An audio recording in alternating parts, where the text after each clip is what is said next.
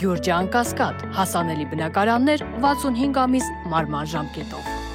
Բաքվում շարունակվել է Ռուբեն Վարդանյանի դատավարությունը։ Ըստ ադրբեջանական լրատվամիջոցների Վարդանյանի փաստաբան Աբրահամ Բերմանը հայտարարել է, որ 2025 թվականի փետրվարի 6-ին նիստի արձանագրության ուսումնասիրությունից հետո պարզվել են դատական կոլեգիային գանգատ ներկայացնելու հիմքերը։ Փաստաբանը նշել է, որ դատական նիստի արձանագրությունը չի արտացոլում պաշտպանության կողմի միջնորդությունները, եւ դա հիմնավոր կասկածներ է առաջացնում, որ դատական կոլեգիան այս գործում օբյեկտիվ եւ անաչառ չի լինի։ Ուստի փաստաբանը վերաքննիչ գանգատ է ներկայացրել դատարան, սակայն դատարանի որոշմամբ գանգատը թողնվել է առանց քննարկման։ Վաշինգտոնի քաղաքային խորհուրդը միաձայն ընդունել է բանաձև հիշատակելու հայոց ցեղասպանության 110-րդ տարելիցը, վերահաստատելով ապագա սերունդների կրթման կարևորությունը նման ոճրագործությունների կրկնությունը կանխելու համար։ Վաշինգտոնի հայդատի հանձնախումբը տարածել է համայնքային լայն կոչ, պահանջելով, որ կրթության պետական վերահսկիչի գրասենյակը ապահովի ցեղասպանությունների ընդգրկուն ու լիարժեք ուսուցում Վաշինգտոնի պետական դպրոցներում, ներառելով 1915 թվականի հայոց ցեղասպանությունն ու 2023 թվականի Արցախում տեղի ունեցած ցեղասպանությունը։ ԱՄՆ նախկին նախագահ Ջո Բայդենը Սպիտակ տնից հեռանալուց հետո իր բացառիկ հարցազրույցում քննադատել է Սպիտակ տան ներկայիս ղեկավար Թրամփի քաղաքականությունը Եվրոպայի հետ հարաբերությունների, ռուս-ուկրաինական հակամարտության եւ մի շարք այլ հարցերի շուրջ։ Բայդենի կարծիքով Թրամփի վարչակազմը ճնշում է գործադրում Ուկրաինայի վրա, որպեսզի վերջինս իր տարածքները զիջի Ռուսաստանին։ Ըստ նրա, պարզապես հիմարություն է կարծել, որ Ռուսաստանի Դաշնության նախագահ Պուտինը, որը հավատում է, որ Ուկրաինան Ռուսաստանի մի մասն է, կանգ կառնի, եթե խաղաղության համաձայնագրի շրջանակներում ինչ-որ տարածք զիջեն իրեն։ Ջո Բայդենը նաև մտահոգություն է հայտնել այն առումով, որ Թրամփի օրոք ԱՄՆ-Եվրոպա հարաբերությունները վատթարանում են, ինչը նրա խոսքով կփոխի աշխարհի ժամանակակից պատմությունը։ Միացյալ Նահանգների դեսպանատունը հայտարարություն է տարածել, որում ասվում է Երևանում Միացյալ Նահանգների դեսպանատունը մայիսի 30-ից անցնում է ներգաղթային եւ ոչ ներգաղթային դիմումների համար հարցազրույցի նշանակման եւ պահանջվող փաստաթղթերի ներկայացման նոր առցանց համակարգի։ Մայիսի 18-ից հարցազրույցի ամրագրման մեր ներկայիս համակարգը կդադարի գործել։ Կայք էջը հասանելի կլինի միայն ընթերցման ռեժիմով եւ դուք այլևս չեք կարողանա հարցազրույցի օր ամրագրել, սուրհանդակային ծառայությունից օգտվելու լիազորագիր ստեղծել, հարցազրույցին չներկայանալու մասին հայտ ներկայացնել, հարցազրույցի ավելի վաղ օր խնդրելու դիմում ներկայացնել, դիմորդների համար ընթացիկ համակարգով վճարման անդորրագիր ստանալու եւ վճարում կատարելու վերջնաժամկետը մայիսի 14-ն է։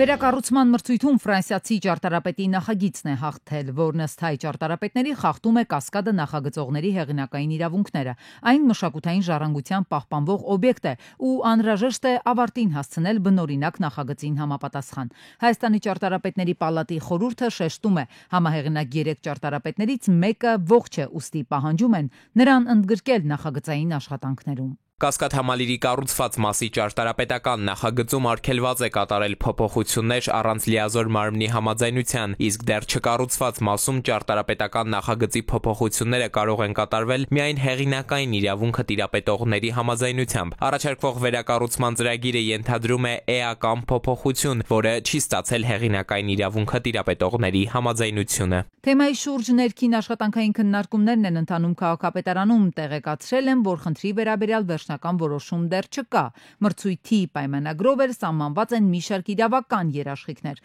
որոնք համայնքին հնարավորություն են տալիս կասեցնել վերանորոգումը, եթե ներդրողը մշակութային հանգույցի կառուցապատման ժամանակացույցից շեղումներ թույլ տա։ Հնարավոր է լինելու լուծել համայնքային հողերի օտարման պայմանագիրը ծրագրի իրականացման ցանկացած փուլում խախտումներ թույլ տալու դեպքում։ Այս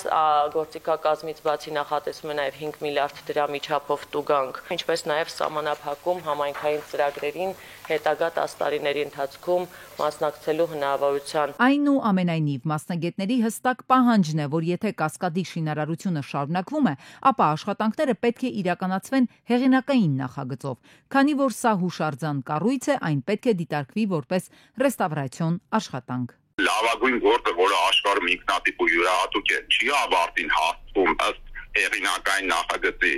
Այսինքն դա արդեն իսկ մշակութային պստություն է, ոնց ասեմ, ասենք վեպը գրել է մարդը, մնացել է ձեռագիր, տպագրում են այն վերջի հատվածը, ինչ որ մեկ ուրիշ հեղինակ է լրացնում։ Չի կարող է նման բան լինել, էլի։ Պատկերացրեք, կառուցվել էր, քանդվել է հուշարձանը, հիմա նորից պետք է վերականգնվի, գծաճերական ամեն ինչը կա հեղինակներից մեկն էլ կենցանի գործում է ինչու՞մն է խնդիրը։ 20 միլիարդ 46 միլիոն դրամի ներդրում է առաջարկել հաղթող մասնակիցը վերակառուցման աշխատանքների համար, իսկ նոր նախագծում կասկադի պատկերն ամբողջությամբ այլ է, ասում է ճարտարապետն ու հավելում. Երևանը կկորցնի իր դեմքը։ Մինչև 2 տարեկան երեխաները այս տարվանից մանկապարտեզ հաճախելու հնարավորություն կունենան։ Հայաստանի պետական մանկապարտեզներում մսուրի խմբեր վաղուց չեն եղել։ Պիլոտային այս ծրագրով խմբերը սկզբում կգործեն Երևանի, Գյումրու, Վանաձորի եւ Հրազդանի 10 մանկապարտեզներում։ Կրթական գերատեսչությունից ասում են պետությունը կհոգա ծախսերը, ծառայությունները կլինեն անվճար։ Նպատակը բոլոր խոշորացված համայնքներում մսուրի ծառայությունները հասանելի դարձնելն է։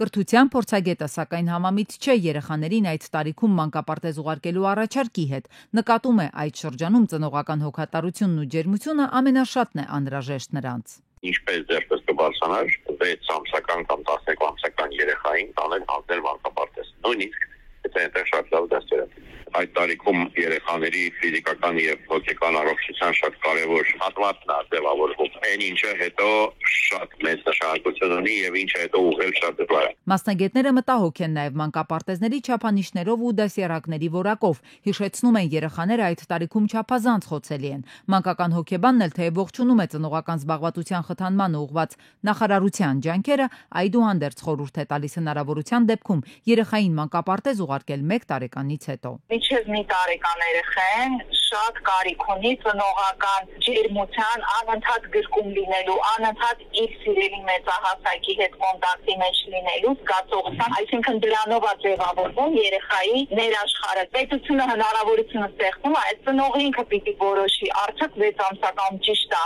նորացնեն թողել մսուր, թե ճիշտ չի։ Այդ արդեն ծայրահեղություն է 6 ամսականը։ Կրթության նախարարությունից հիմնավորում են նպատակներից մեկը երեխաներին կրթական գործընթացում շուտ ներգրավելն է, մյուսը ծնողների հոգսը թոթափելն ու զբաղվածությունը խթանելը։ Ոլորտի փորձագետը առաջարկում է մանկապարտեզն անվճար դարձնելու փոխարեն կիրառել միջազգային պրակտիկան, որը ծնողների վարձատրություն է առաջարկում։ Ես հարկեր կվարվեի, ես կխորախուսեի, որ մայրերը նստեն երեխաների հետ այդ տարիքում։ Այսինքն ես կվճարեի մայրերին այն աշխատավարձը, որը պետք է, ես կհամարեի, որ փոքրիկ երեխաներին դասերակելը դա աշխատանք է, կամ եթե որևէ ընտանիքում հայրն է վիճակի նստել երեխայի հայրենի կապ չունի։ Ծնողներից որևէ մեկին ես հատուկ կվճարեի մինչև 2 տարեկան երեխաներին պահելու համար։ Մասնագետները չեն մեղադրում, առաջարկում են առողջ հոգեբանությամբ երեխա մեծացնելու համար երեխաների կյանքի ամենախոցելի փուլում լինել նրանց կողքին։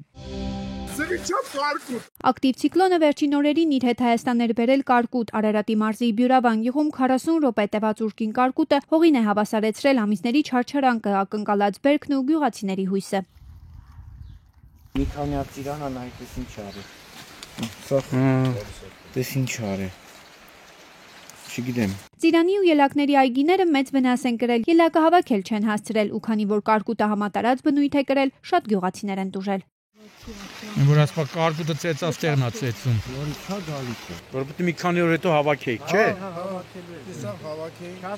Բյուրավանցիներն ասում են հոկտեմբերին են վարկ վերցրել ելակի սածիլներ գնել։ Անհամբեր սպասում էին բերքահավաքին, բայց կարկուտի հետևանքով վնասված ելակը իրացնել այլևս չեն կարողանա։ Վերե հասրել են, որ նոր նստե բերքի ցավը տանեմ, արդյունքը էս եք տեսնում։ Կառավարությունից են աջակցություն ակնկալում գյուղացիները, ելք չունեն, ասում են մնացել են առանց բերք վերցրած վարկերի հետ միայնակ։